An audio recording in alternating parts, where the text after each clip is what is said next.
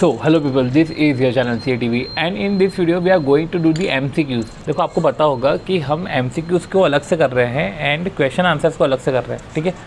तो अभी inspection inquiry investigation का अपन ने जो है एक ही शॉट में सब खत्म कर दिया था, ठीक है, जिसमें हमने सारे क्वेश्चन देख लिए थे। अब इसके MCQs करना भी बनता है, तो ये शॉर्ट वीडियो उन MCQs के ऊपर है, ठीक है। तो सबसे पहले study material issued by ICI, उनके MCQs देख लेते हैं। क्या लिखा हुआ है कि शर्मा KMP है जो रिटायर हो गया 12 मई को। An examination of financial accounts 31 मार्च को हुए, ठीक है, और वो 12 मई को रिटायर हुआ था। द रजिस्ट्रार ऑफ कंपनी ने कुछ सीरियस इरेगुलरिटी फाउंड करी, ठीक है, और एक्सप्लेनेशन मांगा तो कोई एक्सप्लेनेशन नहीं मिला कंपनी से। तो कुछ एक्सप्लेनेशन उसको शर्मा से भी मांगने थे, क्या वो ले सकते हैं? तो हाँ, 206 सबसेक्शन 2 में आप ले सकते हो शर्मा से भी, भले वो पास्ट ऑफिसर हो। तो ठीक है, एक रिटर्न नोटिस आप उसको दे देना और आप उसको जो है आप उससे मंगवा सकते हो, ठीक है। और 206 सबसेक्शन 2 की उन्होंने हिंट दे के रखी है, वैसे नहीं भी दे के रखते तो भी हमको पता था, ठीक है। मैं ये एज्यूम कर रहा हूँ कि आपको इंस्पेक्शन इंक्वायरी इन्वेस्टिगेशन पता होगा। अगर आप वो देखोगे ना तो आपको दिख जाएगा पास्ट ऑफिसर से कर सकते हैं। तो जो मैंने सेक्शन बोला एक बार आप उधर जाके एक बार देख लेना, ठीक है। फिर ये वापस एक क्वेश्चन सेम है। अ ग्रुप ऑफ क्रेडिटर उन्होंने कंप्लेन करा है to the registrar of companies. They asserted that the management of a company, उन्होंने कंप्लेन करके ये बोला कि जो मैनेजमेंट ऑफ अ कंपनी ना ये फॉल्सिफिकेशन में इन्वॉल्व है। तो रजिस्ट्रार को उन्होंने रिक्वेस्ट करी कि ना ये मैनेजमेंट को टैम्परिंग करने से रोको। तो देखो, अगर रजिस्ट्रार को रीज़न टू बिलीव है, ठीक है, कि बुक्स ऑफ अकाउंट जो भी है वो सैड FM हो जाएंगे, तो on the basis of complaint receive to registrar if he has reason to believe that the books of account will be said FM, secreted, altered, destroyed, falsified, mutilate हो जाएंगे। तो ऐसे केस में जो है वो books of accounts of company, in fact auditor, KMP, CS in practice, इनके भी बुक्स ऑफ अकाउंट को सीज़ कर सकते हैं। तो हाँ, पर ये आप सीज़ कर सकते हो, एंटर सर्च एंड सीज़ कर सकते हो, पर उसके पहले आपको स्पेशल कोर्ट से परमिशन लेनी पड़ेगी। तो यही लिखा हुआ है कि आप एंटर सर्च एंड सीज़ कर सकते हो, पर स्पेशल कोर्ट से परमिशन लेनी पड़ेगी। कहीं स्पेशल कोर्ट देख रखा है? ओके, हाँ, स्पेशल कोर्ट से परमिशन। इधर ऐसा नहीं है कि हम उसको opportunity of being heard they रहे हैं, ठीक है, कि आपके डॉक्यूमेंट सीज़ क्यों ना किए जाए। ऐसे कोई अपॉर्चुनिटी ऑफ बीइंग हर्ड नहीं देते, स्पेशल कोर्ट से परमिशन लेके डायरेक्ट धावा बोलते हैं। Okay, a group of creditor ने कंप्लेन करी रजिस्ट्रार को और एजर्ट किया कि मैनेजमेंट है वो फॉल्सिफिकेशन में इन्वॉल्व है, जो भी है। तो मैनेजमेंट ने जो है, हाँ ठीक है, रजिस्ट्रार ने जो है कंप्लेन मॉर्निंग में रिसीव हुई और वो आधे घंटे में चले गया। ये क्या मतलब है? आप कैसे करोगे एंटर? आपको स्पेशल कोर्ट से परमिशन लेनी थी, ठीक है, तो नहीं कर सकते, ठीक है, पर कर सकते हो पर आप परमिशन तो ले हो। तो वो स्पेशल कोर्ट से परमिशन चाहिए। बाकी हमने अभी अपन स्टडी मटेरियल के देख रहे थे, आपको ये हेडिंग दिख रही होगी कि MTP के क्वेश्चन से जो भी है, ठीक है। एक और है, कुमार लिमिटेड ने कंप्लेंट फाइल करी टू कंडक्ट एन इंक्वायरी, कि पास डायरेक्टर्स की इंक्वायरी करो। तो देखो, आप क्या कंडक्ट कर सकते हो पास डायरेक्टर से? तो सबसे पहले हाँ, आप कर सकते हो। आपको इन्फॉर्मेशन एक्सप्लेनेशन डॉक्यूमेंट चाहिए तो आप कंपनी से भी ले सकते हो, पास डायरेक्टर से भी ले सकते हो। तो वही है कि इंक्वायरी जो है कैन बी कंडक्टेड, पर हाँ, आपको सेपरेट नोटिस एक देना पड़ेगा। तो inquiry can be conducted by seeking required information पास डायरेक्टर से, ठीक है। They are bound to furnish, उनकी वो तो बाउंड है ना टू फर्निश, ठीक है। तो ये एक्शन तो आपका सही है कि अगर आप उसको नोटिस सर्व करोगे, ठीक है, तो ये सही है। तो देखो क्या लिखा हुआ है कि इंक्वायरी कंडक्ट करी अगेंस्ट पास डायरेक्टर जो होल टाइम एम्प्लॉयमेंट में थे। Registrar was of opinion that further information were necessitated to disclose the state of affairs that existed in the company. Notice serve करा कंपनी पे to furnish such information, ठीक है, okay. तो आप सबको notice दे सकते हो और ये आपको 206 में आपने पढ़ा ही है, ठीक है, कि आप सबको नोटिस दे सकते हो, right. Company officer, past officer, सब। चलो, MTP के हो गए। अल्ट्रा लिमिटेड इनकॉर्पोरेटिव 13 में after 1 year of incorporation the share holder को पता चला कि कुछ ट्रांजेक्शन है जो प्रोविजंस ऑफ कंपनी एक्ट के तहत नहीं है, प्री जुडिशियल है, and its members so come to the shareholder to make, हाँ ठीक है, and it's okay, prejudicial है to the interest of company and member, ठीक है। So some shareholder decided to make application. भाई ऐसा है कि सम शेयर होल्डर नहीं, स्पेशल रिजोल्यूशन चाहिए। ऐसा थोड़ी ना कि सम शेयर होल्डर करके चले गए, स्पेशल रिजोल्यूशन चाहिए। अगर आप शेयर होल्डर की कैपेसिटी में जा रहे हो तो देखो स्पेशल रिजोल्यूशन चाहिए, ये है, और ये अपना सेक्शन 210 है। अब आती बात, अब एक बड़ा क्वेश्चन आता है, अच्छा क्वेश्चन होगा ये। देखो ऐसा है कि अच्छी खासी 3 केस स्टडीज़ आएगी, फिर वापस छोटे छोटे क्वेश्चन आ जाएंगे। तो हम पहले वो फटाफट छोटे क्वेश्चन करते हैं। तो कौन से सर्कमस्टेंसेस है in which notice can be served for inspection, में जो इंस्पेक्शन करना है तो कौन से सर्कमस्टेंस में कर सकते हैं?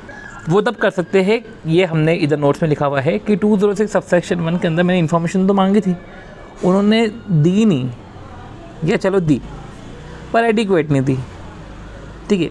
तो अनसेटिस्फैक्टरी स्टेट ऑफ अफेयर्स है, उनने फुल एंड फेयर डिस्क्लोजर नहीं करा, तो ठीक है। तो वही लिखा हुआ है कि इफ़ नो इन्फॉर्मेशन एक्सप्लेनेशन, ठीक है। If the registrar on examination of document furnish, उन्होंने दी, ठीक है, उसको ये लगा कि कुछ इनएडिक्वेट है, कुछ छूट गया है, कुछ इनएडिक्वेट है। ये registrar satisfied on a scrutiny of document, और चलो एडिक्वेट डी भी होगी, पर रजिस्ट्रार जो है स्क्रूटनी के बाद सेटिस्फाई हो गया that unsatisfactory state of affairs exist, ठीक है। तो चलो उसने इन्फॉर्मेशन पूरी दी, पर इन्फॉर्मेशन पूरी देके उसको समझ में आ गया, उसने तो एग्जामिन करा, उसको पता चल गया कि इन्फॉर्मेशन उसके देने में कोई गड़बड़ नहीं है, सब उसने इन्फॉर्मेशन दी, पर मुझे ये समझ में आ गया इसके इन्फॉर्मेशन देने से कि अनसेटिस्फैक्टरी स्टेट ऑफ अफेयर्स है एंड डिस्क्लोजर नहीं हुआ है फुल एंड फेयर, ठीक है। तो सारी सिचुएशन में okay, the shareholder of Ravi limited ने स्पेशल रिजोल्यूशन पास किया that the affairs of a company ought to be investigated, ठीक है। तो कंपनी ने स्पेशल रिजोल्यूशन सेंट्रल गवर्नमेंट को दिया, तो उसके पास तो डिस्क्रिशनरी पावर है, कोई मैंडेटरी पावर थोड़ी ना है कि इन्वेस्टिगेशन करना ही है। इन अ कंपनी कुछ सीनियर एप्रीहेंशंस है कॉर्नरिंग द शेयर, ठीक है, by group of unscrupulous person likely to result in change in board of director. वो ये बोल रहे हैं कि कॉर्नरिंग द शेयर से क्या हो रहा है, क्योंकि और कर कौन रहा है, ग्रुप ऑफ कुछ अनस्क्रैपलेस पर्सन है, जिससे क्या होगा कि बोर्ड ऑफ डायरेक्टर का कंपोजिशन चेंज हो रहा है जो प्री जुडिशियल है टू पब्लिक इंटरेस्ट। तो कुछ रिस्ट्रिक्शंस इम्पोज अगर करने हैं ट्रांसफ़र ऑफ सिक्योरिटीज़ के लिए तो 3 साल है इसके लिए, राइट। तो अब समझो 222 सेक्शन में तो ऐसा है कि रिस्ट्रिक्शन लगाना है सिक्योरिटी पे, तो जो सिक्योरिटी पे रिस्ट्रिक्शन लगाना है या तो ड्यूरिंग इन्वेस्टिगेशन ट्रिब्यूनल को सुओ मोटो लग रहा है तो सुओ मोटो भी कर सकता है, या तो उसको कंप्लेंट रिसीव हो रही जो भी है, ये रजिस्ट्रार नहीं करता है, ट्रिब्यूनल करता है, ठीक है। तो एप्लीकेशन किसको दो, ट्रिब्यूनल को दो, सेंट्रल गवर्नमेंट नहीं tribunal, right. Okay, after perusal of inspector's report it appears to the central government that company liable to be wound up, उसको लग रहा है company liable to be wound up। तो ऐसा है कि इंस्पेक्टर की रिपोर्ट देख के लग रहा है सेंट्रल गवर्नमेंट को कि भैया वाउंड अप हो रहे हैं, ठीक है। तो it may cause to be presented to tribunal, ये सेंट्रल गवर्नमेंट को लग रहा है कि company liable to be wound up है, तो it may cause to be presented to tribunal petition for the winding up. तो पिटीशन तो वाइंडिंग अप की होगी, सेंट्रल गवर्नमेंट वाइंडिंग अप की पिटीशन फिर ट्रिब्यूनल को देगा और ये बोलेगा कि जस्ट और इक्विटेबल है, ठीक है। अगला, रजिस्ट्रार ने इशू करा रिटर्न नोटिस मिस नेहा को जो एक्स एम्प्लॉय है डिमांडिंग इन्फॉर्मेशन, पर अब वो एम्प्लॉय तो नहीं है, तो क्या हुआ, इसको इन्फॉर्मेशन तो देनी पड़ेगी। ये 206 सबसेक्शन 2 आ गया, ठीक है। ऑफेंसेस जो 447 में कवर्ड है वो कॉग्निजेबल है, ठीक है। एंड कॉग्निजेबल होते तो नॉन बेलेबल होते हैं, बट फिर भी जो है समझो, फिर भी जो है स्पेशल कोर्ट के डायरेक्शन पे कुछ बेल भी छूट जाते हैं, ठीक है। 16 साल की पागल हो रहा तो अपन बोलते हैं कि अंडर 16 ईयर्स वुमेन सीक और इन्फॉर्म, ये आ गया हमारा पूरा। फिर शर्मा KMP है, ठीक है, कुछ सीरियस इरेगुलरिटी दिखी, ठीक है, तो ROC को एक्सप्लेनेशन चाहिए तो शर्मा से ले सकते हैं, वही रिपीट है, ठीक है। रिटर्न नोटिस देना पड़ेगा और अपॉर्चुनिटी ऑफ बीइंग हर्ड तो देने से रहे, डायरेक्ट रिटर्न नोटिस देके उनसे इन्फॉर्मेशन लेंगे। फिर राइटर ने कंप्लेंट करी तो वही स्पेशल कोर्ट से परमिशन लेना पड़ेगा, वो डायरेक्ट, ठीक है। स्पेशल कोर्ट, हाँ ये स्पेशल कोर्ट से लेना पड़ेगा परमिशन। अब देखो दमन इंस्पेक्टर है 212 में इंस्पेक्टर है, ठीक है, और 212 में तो SFIO investigate into the affairs of X limited during the process of investigation. कुछ फैक्टर इन्फॉर्मेशन मिल रही है regarding the transaction made by company X with the subsidiary Y, ठीक है। तो उसको लग रहा है कि कुछ ट्रांजेक्शन हुए हैं। During the course of investigation Raman ने इन्वेस्टिगेट करा मैटर्स ऑफ वाई, मतलब कि कंपनी एक्स की सब्सिडियरी वाई से ट्रांजैक्शन हो रहे हैं एंड इन्वेस्टिगेशन के दौरान ही कुछ required to investigate the affairs of Y examine, क्या रमन प्रोसीड कर सकता है सब्सिडियरी कंपनी में। तो देखो 219 में रिलेटेड कंपनीज में आप कर सकते हैं, ठीक है, shall be able in the sense कि शैल बी एबल, ठीक है। पर देखो हाँ, एक चीज़ ये भी थी कि यार उसको अप्रूवल तो लेनी पड़ेगी गवर्नमेंट से, समझो। शैल बी एबल इधर भी लिखा हुआ है, पर इधर बोला प्रायर अप्रूवल ऑफ डायरेक्टर, नहीं, डायरेक्टर की प्रायर अप्रूवल नहीं है, ठीक है। Prior approval director of SFIO नहीं, सेंट्रल गवर्नमेंट से प्रायर अप्रूवल लेना पड़ेगा। और शैल बी एबल इधर भी दे के रखा है, ठीक है, पर ये बोल रहा है प्रायर अप्रूवल ऑफ ट्रिब्यूनल, ना तो ट्रिब्यूनल ना तो डायरेक्टर। आपको ऐसे केस में prior approval direct central government. फिर अल्ट्रा लिमिटेड पब्लिक कंपनी है, 1 ईयर ऑफ इनकॉर्पोरेशन के बाद ये पता चला कि जो है कुछ ट्रांजेक्शन कंपनी एक्ट के मुताबिक नहीं है, prejudicial to the interest, तो सम शेयर होल्डर ने एप्लीकेशन दी, तो भैया शेयर होल्डर सम नहीं होने चाहिए, स्पेशल रिजोल्यूशन होना चाहिए। Central government has appointed Rishikesh को अपॉइंट किया inspector to conduct investigation in accordance with the provision. During investigation ये फाउंड करा कि कंपनी जो है गोपाल की पोजीशन रिड्यूस कर रहा है, मतलब कि श्योर डिस्क सस्पेंशन करना, रिडक्शन ऑफ रैंक करना, ठीक है, ये हो गया हमारा। फिर डिसमिस करना, ठीक है, और change in terms and condition जो भी है, आप ये सब कर रहे हो और ये ड्यूरिंग द इन्वेस्टिगेशन कर रहे हो। कंपनी ने ऑब्टेन नहीं करा order from tribunal before taking this action, तो क्या कंपनी को लेना तो चाहिए, तो फिर कंपनी ने नहीं लिया, तो company can not reduce the rank. आपने ऑर्डर ही नहीं लिया, tribunal did not try to obtain the order from tribunal, ठीक है, तो company can not reduce the rank. देखो, did not try to obtain order मतलब कि मैंने एप्लीकेशन दी पर did not try to obtain order लिखा हुआ है, तो ऐसा है कि चलो ठीक है, 30 दिन के अंदर अगर ट्रिब्यूनल ने नहीं जवाब दिया तब तो आप रिमूव नहीं कर सकते, पर अगर ट्रिब्यूनल ने 30 दिन तक जवाब नहीं दिया तो 30वें दिन से अगले दिन से आप मतलब रिमूव कर सकते हो, क्योंकि वो डीम्ड अप्रूवल हो जाता है। तो इधर बोला है did not try to obtain from tribunal order, तो आपने मतलब कि आपने कोशिश ही नहीं करी, मतलब आपने एप्लीकेशन ही नहीं दी। बिना एप्लीकेशन के तो आप बिना परमिशन लिए तो आप कर ही नहीं पाओगे, ठीक है। वाइल कंडक्टिंग द इंस्पेक्शन, वही 207, इंस्पेक्टर नोटिस कुछ इरेगुलरिटी, कुछ नेसेसरी एक्सप्लेनेशन डायरेक्टर से चाहिए, डायरेक्टर ने फर्निश करे necessary inspection and accordingly inspector ने इंस्पेक्शन रिपोर्ट बनाई, ठीक है। अब किसको सबमिट करे, तो सेंट्रल गवर्नमेंट को सबमिट करते, ठीक है, कायदे से तो, ठीक है। और जिसमें वो फर्दर रिकमेंडेशंस, कभी उसको लग रहा है कि फर्दर रिकमेंडेशन है तो जो है फर्दर रिकमेंडेशन ऑफ इंस्पेक्शन है, तो inspector has a right to make recommendation for further investigation with reasons, कि भैया क्यों मैं बोल रहा हूँ कि फर्दर इंस्पेक्शन की ज़रूरत है, ठीक है। तो ये हमने सारे MCQ के क्वेश्चन तो कर लिए और बहुत ही डायरेक्ट क्वेश्चन थे। अब हम जो है 3 केस स्टडीज़ करते हैं बैक टू बैक। तो इतनी फटाफट इसलिए हुए है क्योंकि इस उम्मीद पे कि आपने जो है एक बार का ये पढ़ा होगा, आपको उस सेक्शन पे जाना है और आपको सारी चीज़ें मिल जाएगी, ठीक है। अब हम केस स्टडी को तमीज़ से देखते हैं। तो केस स्टडीज़ तो चलो लंबी चलेगी, करते हैं। रजिस्ट्रार ऑफ कंपनी ने by return notice has required certain information, ठीक है, कुछ इन्फॉर्मेशन चाहिए थी। Through perusal of information receive in response to the notice, ठीक है, जो उसने एक कंपनी को भेजा था।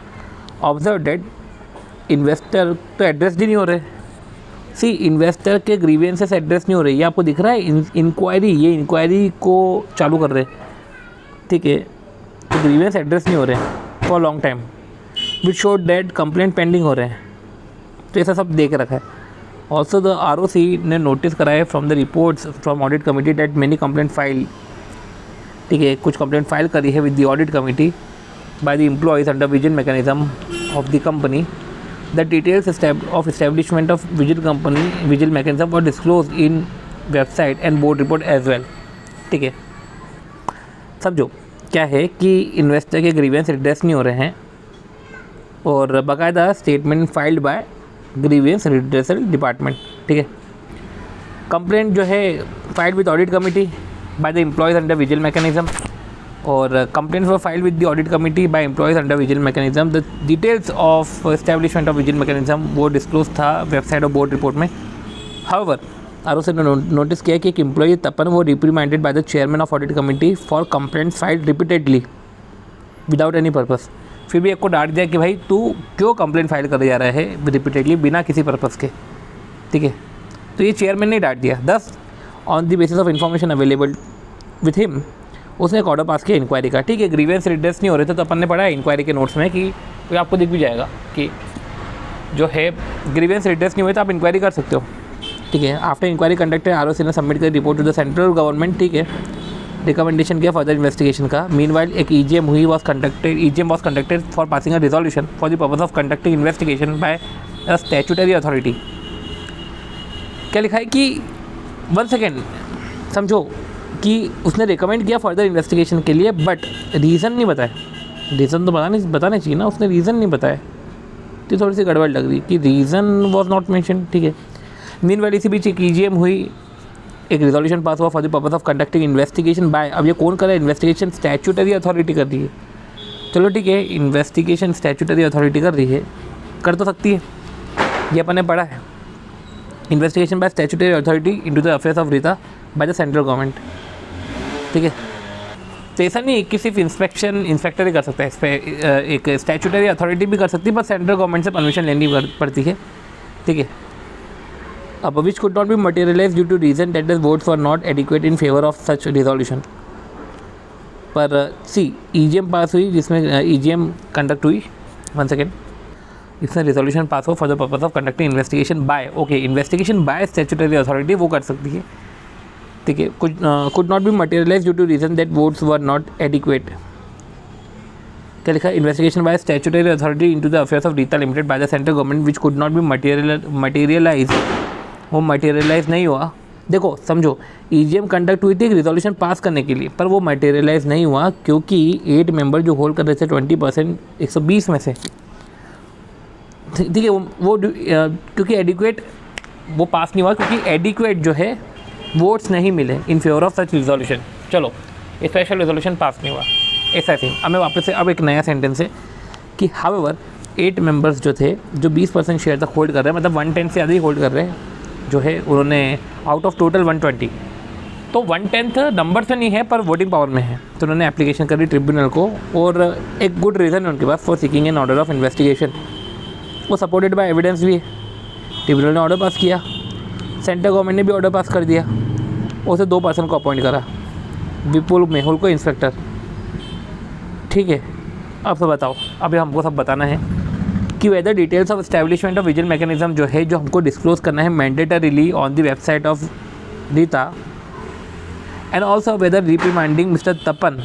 देखो, एक तो ये है कि क्या हमको मैंडेटरीली डिस्क्लोज करना है क्या, और एक और चीज़ है कि तपन को डांट दिया फॉर रिपीटेड कंप्लेंट्स, क्या वो सही है? तो देखो, ऐसा है कि आपको डिस्क्लोज तो करना पड़ेगा, ठीक है। तो वेबसाइट है तो आपको बताना पड़ेगा कंपनी की वेबसाइट पे, और बोर्ड रिपोर्ट है तो उसमें भी बताना पड़ेगा। विजिल मैकेनिज्म में तो बताओ भाई, बोर्ड रिपोर्ट में तो बताओ, वेबसाइट है तो उसमें भी बताओ, राइट। और भाई ये डांटेंगे भी इनके साथ, कंप्लेंट अगर फ्रीवलेस कंप्लेंट है तो डाटा भी जाएगा। ये वैसे यहाँ का नहीं है, पर ये मीटिंग का है, तो आपको उम्मीद करनी चाहिए, क्योंकि जब आप ऐसा नहीं है कि केस स्टडी है तो सिर्फ एक ही चैप्टर से, बहुत सारे चैप्टर से आ सकता है। अब एक बार हम हमारे नोट्स में देख लेते हैं कि क्या ये सब चीज़ें उधर भी दे के रखी है हमारे नोट्स में। तो देखो, ये सब हमने लिख के रखा है कि विजिल मैकेनिज्म हमको वेबसाइट और बोर्ड रिपोर्ट में बताना है, और फ्रीवलेस कंप्लेंट में, ठीक है, सूटेबल एक्शन लिया जाएगा, मतलब कि वही रिप्रिमांड किया जाएगा। फिर क्या उन्होंने बोल के रखा है कि नो एज डिस्क्लोजिंग सच डिटेल, ओके, नो तो नहीं, डिस्क्लोज तो करना ही है, ठीक है। अब ये बोला है कि even if company does not have a website, आपको डिस्क्लोज करना पड़ेगा, then it needs to create one and then disclose. भैया मतलब वही है ना कि ऐसा है कि मतलब कि अगर कोई बोले कि यार देख मैं तेरी फाड़ दूंगा, और बोला कि रखे कि यार तेरी तो पहले से फटी हुई है, सामने वाला कोई बोले कि तेरी तो पहले से फटी हुई है, तो बोल देंगे कि पहले सी उसको, फिर मैं फाड़ूंगा। तो देखो, ये पहले से अगर वेबसाइट देखो है तो हम डिस्क्लोज कर देंगे, अदरवाइज ऐसा थोड़ी ना कि नहीं हो तो हम पहले बनाएंगे फिर डिस्क्लोज करेंगे। चलो, whether non mentioning of reason, देखो रीज़न मेंशन नहीं किया था, ठीक है, तो क्या सही है क्या? तो गलत तो है, रीज़न तो मेंशन करना था, ठीक है। और ये कोई डिस्क्रिशन तो नहीं लग रहा, ठीक है। तो reason are required to be given in the order to support the recommendation, ठीक है। तो नॉन मेंशनिंग और what type of resolution was required to be pass by Rita limited so that investigation could be initiated, ठीक है। जैसे कि इसमें ऐसे केस में स्पेशल रिजोल्यूशन पास करो, तो उधर इस पर स्पेशल रिजोल्यूशन इधर होना चाहिए, ठीक है। तो देखो, रिजोल्यूशन में 90% तो नहीं आएगा, मेजॉरिटी भी नहीं आएगा, OR भी नहीं आएगा, ठीक है, स्पेशल रिजोल्यूशन आएगा। फिर whether the application to tribunal को एप्लीकेशन दी by adequate number of member to 110 या member holding 10% of voting power, ठीक है। For the purpose of conducting investigation and whether the central government hold discretion of ordering investigation in case C. whether the application to tribunal was filed by adequate number of member for purpose of conducting investigation and whether the central government hold discretion for ordering investigation in case order passed by tribunal.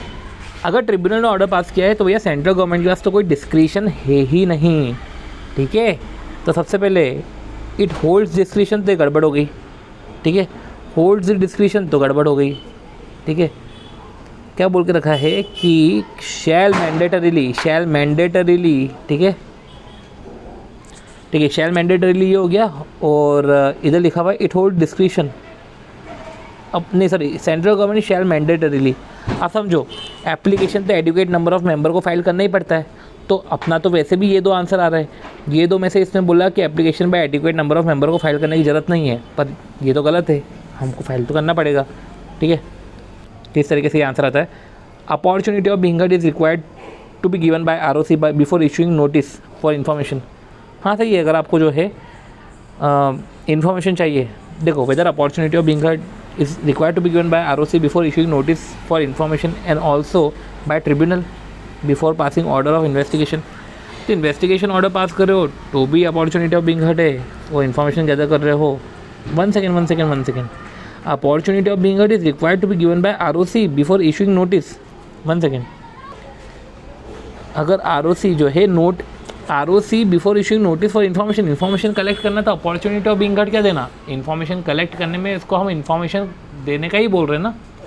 जब किसी पे आरोप लगाते तो opportunity of being heard की बात आती है। तो ट्रिब्यूनल जैसे कि इन्वेस्टिगेशन करने का बोल रहे हैं, इन्वेस्टिगेशन थोड़ा सा अंदर घुस के इन्वेस्टिगेशन करना, तो उसके केस में अपॉर्चुनिटी ऑफ बीइंग हर्ड कि आपका इन्वेस्टिगेशन क्यों ना किया जाए। बाकी इन्फॉर्मेशन तो मांग सकते हैं, इसमें अपॉर्चुनिटी ऑफ बीइंग हर्ड थोड़ी ना हो सकते, इन्फॉर्मेशन लेना तो राइट है। तो क्या लिखा हुआ है कि अपॉर्चुनिटी ऑफ बीइंग हर्ड, और ये अपन ने इधर लिखा भी है कि देखो रजिस्ट्रार कंपनी से इन्फॉर्मेशन मांग रहे हैं तो कोई अपॉर्चुनिटी ऑफ बीइंग हर्ड नहीं जाएगी। पर यही जब ट्रिब्यूनल वाला पॉइंट होता है, अभी आएगा ट्रिब्यूनल वाला, जहाँ पे tribunal tribunal opportunity of being heard, देखो अपॉर्चुनिटी ऑफ बीइंग हर्ड देता है, ठीक है। जब ऑर्डर देता है तो अपॉर्चुनिटी ऑफ बीइंग हर्ड देता है। तो समझो opportunity of being heard is required to be given in case of ROC, ये तो गलत हो गया।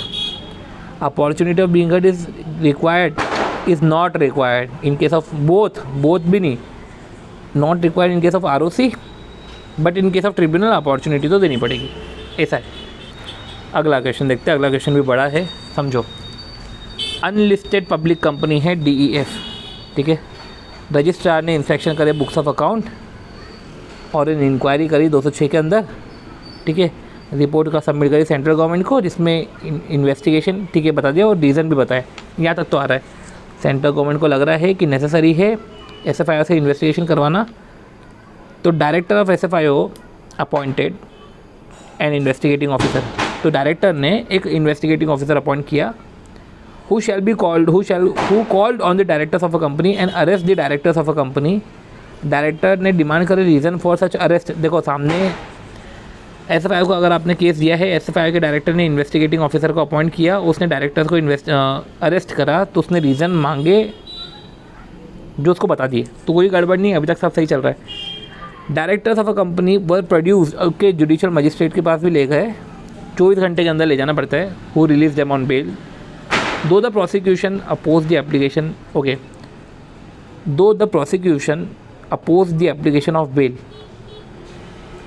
On completion of investigation SFIO ने सबमिट करी इन्वेस्टिगेशन रिपोर्ट सेंट्रल गवर्नमेंट को, और सेंट्रल गवर्नमेंट ने जब एग्जामिन करी रिपोर्ट को, तो उसने SFIO को डायरेक्ट करा कि ऐसा करो, आप प्रोसिक्यूशन करो against the company and its officer और एम्प्लॉइज़, ठीक है, who are or have been in employment of the company, और अदर पर्सन जो डायरेक्टली इनडायरेक्टली कनेक्टेड है।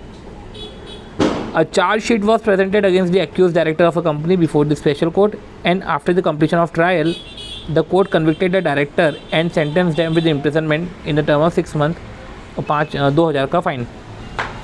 समझो क्या हुआ कि जुडिशियल मजिस्ट्रेट के पास तक ले गए, who release them on bail. देखो क्या लिखा हुआ, who release them, judicial magistrate ने बेल पे रिलीज कर दिया, दो द प्रोसिक्यूशन अपोज, ठीक है। तो ऐसा है कि प्रोसिक्यूशन का अपॉर्चुनिटी तो दी थी और प्रोसिक्यूशन ने अपोज तो किया था, ठीक है। पर ऐसा था ना कि अगर प्रोसिक्यूशन ने अपोज किया, बट फिर भी अगर लग रहा है पर एक चीज़ और है, चलो लग रहा है वो तो सब ठीक है, जुडिशियल मजिस्ट्रेट ने रिलीज़ करा इनको बेल पे। 1 सेकेंड, जुडिशियल मजिस्ट्रेट, ये थोड़ा सा डाउट लग रहा है कि जुडिशियल मजिस्ट्रेट ने कैसे रिलीज़ कर दिया, ठीक है।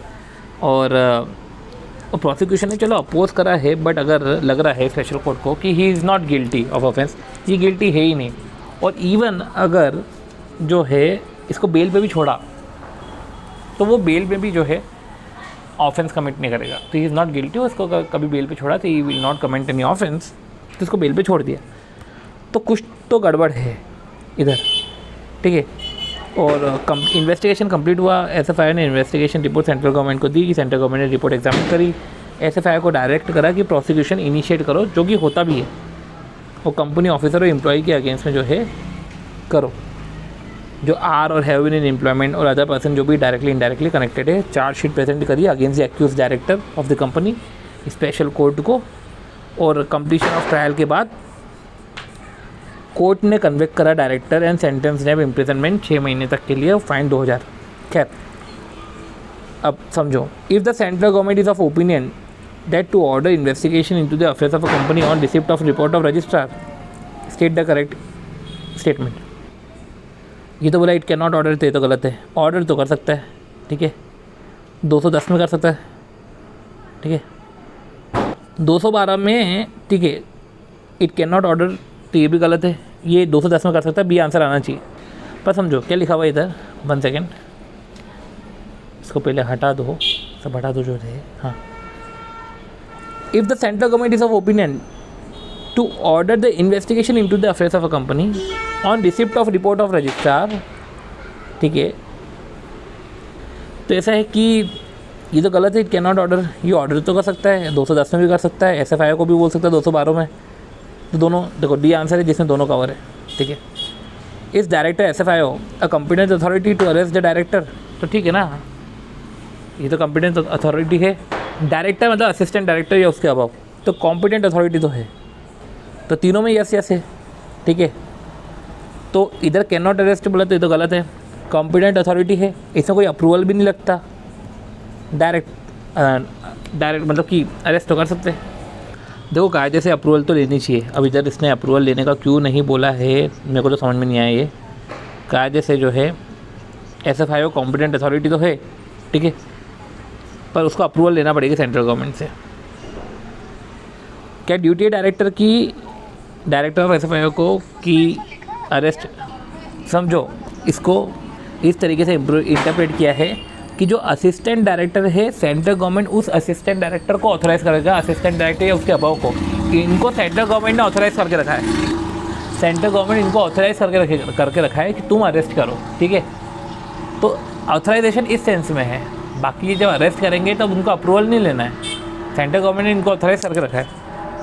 मतलब एक तरीके से एक बार इनको अगर कभी ऑथराइज़ कर दिया है तो हम अप्रूवल नहीं लेंगे इनको वापस से। तो क्या डायरेक्टर की ड्यूटी है इन्फॉर्म करना, तो हाँ डायरेक्टर की ड्यूटी तो है। अब ये नो तो नहीं है, डायरेक्टर की ड्यूटी तो है इन्फॉर्म करना। फिर आती है बात हाउ मच टाइम, तो 24 घंटे में, अरेस्ट के 24 घंटे के 48 घंटे, 24 घंटे में ले जाते हैं। फिर when the director of DEF vacate the office of director in the company, ठीक है, तो कब वेकेट करेंगे ऑफिस इन दी कंपनी, तो वेकेट कब करना पड़ेगा, ठीक है, डायरेक्टर वेकेट कब करेगा अपना ऑफिस, तो जब अरेस्ट हुआ तब, ठीक है, जब चार्जशीट सबमिट हुई, ऐसा तो कुछ हमने पढ़ा नहीं, ठीक है। डायरेक्टर अरेस्ट हुआ एंड प्रोड्यूस बिफोर, जब ये जुडिशियल मजिस्ट्रेट के पास प्रोड्यूस हुआ तब, कि जब वो कन्विक्ट हो गया तब, तो देखो जब वो कन्विक्ट हुआ तब, ऑब्वियस ही बात है यार। अब एक आखिरी MCQ है, वो बहुत ही बड़ा MCQ है, बहुत ही बड़ा MCQ ये, बट ठीक है इतना पढ़ लिया तो और सही। हरी टेक्सटाइल लिमिटेड है, इनकॉर्पोरेट हुई 2010 में, रजिस्टर्ड ऑफिस सिचुएटेड है, हमको उससे कोई लेना देना नहीं है। ऑडिटेड फाइनेंशियल स्टेटमेंट सबमिट कर रहे हैं, रजिस्ट्रार ने इंस्पेक्ट करे स्टेटमेंट एंड आफ्टर रिव्यूइंग उसने कुछ क्लैरिफिकेशन सीख करी। रिटर्न नोटिस जो है रजिस्ट्रार ने सेंड करा, ऑफिशियल को सेंड करा कि कंप्लाई करो, पर उन्होंने रिप्लाई नहीं करा, ठीक है। रजिस्ट्रार ने इनको रिप्लाई नहीं करा तो इंक्वायरी कर ली, ठीक है। अब इंक्वायरी के दौरान उसका कुछ प्रूडेंट ग्राउंड टू बिलीव है कि कुछ इन्फॉर्मेशन जो है वो डिस्ट्रॉय करके रखी है, इन्फॉर्मेशन दी है पर इन्फॉर्मेशन एडिक्वेट नहीं दी है, और जो है तो while inspecting some of the document registrar को पता चला कि बोर्ड ऑफ डायरेक्टर ने पास करा है रिजोल्यूशन, ठीक है, बोर्ड ऑफ डायरेक्टर ने पास करा रिजोल्यूशन बोर्ड मीटिंग में और इंक्रीज़ करा रेम्यूनरेशन। सी क्या है कि उसको लग रहा है इन्फॉर्मेशन डिस्ट्रॉय कर देंगे ऑफिशियल्स ऑफ अ कंपनी, तो उस डॉक्यूमेंट्स को सेफगार्ड करने के लिए उसने ऑर्डर लिया स्पेशल कोर्ट से और सीज करा। तो अभी तक तो सब चीज़ें सही चल रही है, बस एक चीज़ कि उन्होंने जो है रिप्लाई नहीं करा, फेल टू रिप्लाई। तो क्या लिखा हुआ है कि while inspecting some of the document registrar को came to know that the board of director ने एक रिजोल्यूशन पास किया है बोर्ड मीटिंग में and thereby increase the remuneration payable to director, ठीक है, और रेम्यूनरेशन इंक्रीज़ कर दिया। ओके, रेम्यूनरेशन इंक्रीज़ कर दिया including 2 whole time director MD, ठीक है, टू 12% ऑफ नेट प्रॉफिट। तो इसके लिए तो GM में OR पास होना था, ठीक है, which was sharp increase of 5%। ये थोड़ा सा अजीब लग रहा है, ठीक है। Prior to the inquiry 2 directors of a company जो XND है वो रिटायर हो चुके थे, तो पास्ट ऑफिसर्स वाला केस आ गया, ठीक है। तो ये कुछ इन्फॉर्मेशन गैदर करी थी फ्रॉम इंस्पेक्शन, रजिस्ट्रार को कुछ क्लैरिफिकेशन चाहिए थे, तो वो अपीयर हुए। अच्छा, रिफ्यूज़ टू अपीयर, तो ये एक गड़बड़ दिख रही है, कैसी गड़बड़ी दिख रही है, एक इधर मना कर दिया, इन्होंने भी जो है रिप्लाई नहीं किया था, इन पे क्वेश्चन आ सकते हैं फिर, ठीक है। 1 सेकेंड, ठीक है। After the completion of inspection inquiry जो भी है, रजिस्ट्रार ने रिटर्न रिपोर्ट सबमिट करी सेंट्रल गवर्नमेंट को, फाइंडिंग्स बताई, रिपोर्ट में मेंशन करा मेजर डिस्क्रिपेंसीज, ठीक है। On receipt of report central government ने कंसीडर करा कि SFIO से इन्वेस्टिगेट होना चाहिए, ठीक है। तो SFIO was directed to conduct investigation, submit करेंगे वो रिपोर्ट, और as instructed by central government SFIO authorise some of inspector. Team deputed by SFIO included expert in the field of cost accounting, ठीक है, सारे एक्सपर्ट इंक्लूडेड थे। और company को inspect करने के बाद टीम ऑफ SFIO को पता चला कि इनकम टैक्स अथॉरिटी ने पहले ही इन्वेस्टिगेशन इनिशिएट कर दिया था। ओके, तो उन्होंने पहले ही इन्वेस्टिगेशन इनिशिएट कर दिया था, तो क्या वापस से कर सकते हैं? देखो, जब SFIO करता है ना इन्वेस्टिगेशन, तो सब चीज़ें अपडेट हो जाती है। देखो, ऐसा है कि जब इनकम टैक्स अथॉरिटी का कुछ इंस्पेक्शन चल रहा होगा तो वो अपडेट हो जाएगा, वो स्टॉप हो जाएगा, राइट। ये मैं इसलिए बोल रहा हूँ क्योंकि नोट्स में देके रखा है कि सारी जो प्रोसीडिंग्स है वो अपडेट हो जाएगी, ठीक है। And no investigating agency shall proceed such case, अगर कुछ केस SFIO में चली गया तो सारी इन्वेस्टिगेशन जो दूसरी एजेंसीज कर रही थी वो अपडेट हो जाएगी। तो 4 क्वेश्चन तो अभी हमने निकाल लिए कि इन क्वेश्चन पे आ सकता है, ठीक है, इन पॉइंट्स पे आ सकता है सब। देखो, ये पहला ही क्वेश्चन, इसने रिप्लाई सबमिट नहीं करा, तो कितना फ़ाइन लगेगा? तो ऐसा है कि 1 लाख का फ़ाइन है, ठीक है, 1 लाख का फ़ाइन है, और up to 1 lakh fine, up to 1 lakh, and in case of continuing failure 500 additional fine, 500 per day. तो क्या लिखा हुआ है कि फ़ाइन अप टू 1 लाख लगेगा, and in case of continuing failure additional fine जो है 500 पर डे लगेगा आफ्टर द फर्स्ट, ठीक है, after the first during which such failure continue. तो पहले ऑफेंस के बाद, तो पहले ऑफेंस में maximum 1 lakh, in after the first offence, ठीक है, 500 per day, in after the first offence if offence continues, ठीक है, in case of continuing failure after the first offence, in case of continuing failure. तो first offence में maximum 1 lakh, then after the first offence in case of continuing failure, ठीक है, 500 per day. चलो ठीक है, तो ये तो हमको पता ही था। तो ये 1.5 लाख लिखना, ठीक है, ये 5,000 लिखना, ये 2 लाख लिखना, ये तो जब ज़बरदस्ती है। From the case scenario, registrar ने सीज करे important document in the course of inquiry after inspection, what procedure is to be followed pertaining to such document. तो सीज कर लिए ना, एंड आफ्टर इंस्पेक्शन, तो in the course of inquiry जो है आपने डॉक्यूमेंट सीज करे, वो इंस्पेक्शन करने के बाद क्या प्रोसीजर रहेगी? तो ऐसा है कि इंस्पेक्शन करने के बाद रिटर्न कर दो, ठीक है, अगर आपको एक्सट्रैक्ट लेना है तो ले लो, बाकी रिटर्न कर दो। ऐसा जब बोल दिया ना कि आपने जो है सीज़ करे certain important document in the course of inquiry, जब इंक्वायरी में सीज़ करके रखे हुए हैं तो फिर तो रिटर्न करो ना। उसके बाद इंक्वायरी में सीज़ करके रखे, इंस्पेक्शन कर लिया, ख़त्म करो बात, समझो। 210 से जो है क्या चालू होता है, 210 से इन्वेस्टिगेशन चालू होता है। इंस्पेक्शन के लिए मैंने लिए थे डॉक्यूमेंट, तो मैं उसको वापस से रिटर्न करूँगा। कोई इन्वेस्टिगेशन नहीं चालू करके रखा हुआ है कि मैं उसको होल्ड करके रख दूँगा, ठीक है। अब requisite requirement for increasing the remuneration of director including whole time director to 12%, अगर ये कर दिया है तो OR पास होगा। वैसे तो अगर आप रेम्यूनरेशन ऑफ डायरेक्टर बढ़ा रहे हो टू 12% और 11% तक ही है, ठीक है, तब क्या करें? तो इसको authorised authorise at general meeting, ऐसा। देखो 2 तरीके होते हैं OR पास करना, जो मैं समझता था, पर इधर क्या लिखा हुआ है, need to be authorise at general meeting. देखो ऑथराइज तो होगा ही, ठीक है, ट्रिब्यूनल से कोई सैंक्शन करने की जरूरत नहीं, ऑथराइज तो होगा ही वो।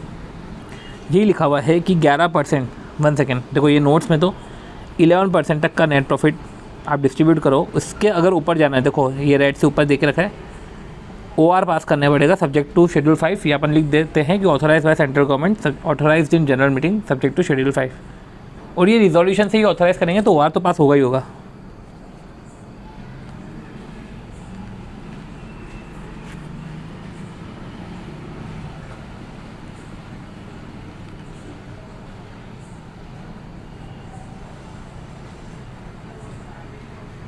देखो इधर पॉइंट लिख भी दिया है कि board resolution increase the remuneration to 12%, need to be authorise general meeting में ऑथराइज होगा, ठीक है, सब्जेक्ट टू शेड्यूल 5। अब देखो in the case scenario state that registrar ने कॉल करा एक्स डायरेक्टर से, तो ठीक है, आप रिटर्न नोटिस देके इन्फॉर्मेशन गैदर कर सकते हो, तो कायदे से आंसर आना चाहिए। दिख ही रहा है रिटर्न नोटिस, अब कैन नॉट कॉल तो होने सरा, ठीक है, ये अपॉइंटेड बाय सेंट्रल गवर्नमेंट, ये सब तो नहीं है, एक्सेप्ट द ट्रिब्यूनल, ऐसा भी कुछ नहीं है, no other authorities is empowered to call, ऐसा तो कुछ नहीं है। तुमको इन्फॉर्मेशन लेनी हो तो रजिस्ट्रार भी इन्फॉर्मेशन ले सकता है।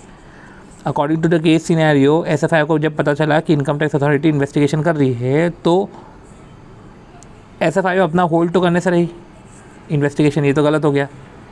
Proceed which is investigation, proceed तो करेगी on the basis of report submitted, on the basis of report, ऐसा नहीं ऑन द बेसिस, वो प्रोसीड करेगी और वो अबेट हो जाएगा। इन्वेस्टिगेटिंग अथॉरिटी जो है अपना इन्वेस्टिगेशन होल्ड कर देगी, 1 सेकेंड, ठीक है, ऑन द बेसिस कुछ भी नहीं है, shall keep on hold, investigating authority hold पर रख देगी। ऑन द बेसिस का मतलब तो ये है कि इन्वेस्टिगेटिंग अथॉरिटी एक रिपोर्ट सबमिट करेगी, उसके बाद वो SFI चालू करेगा, ऐसा नहीं है, वो तो अपना इन्वेस्टिगेशन करेगा, सामने वाले की प्रोसीडिंग सबमिट हो जाएगी। तो इस तरीके से अपने इंस्पेक्शन इंक्वायरी इन्वेस्टिगेशन के सारे MCQ ओवर किए हैं। अगर वीडियो अच्छा लगा है, और लगा होगा यार, अगर वीडियो अच्छा लगा है तो please do like the video, share the video and subscribe to the channel. यार इतने सारे वीडियोस अपलोड हो गए, तो kindly subscribe to the channel CTV, ठीक है, बाय।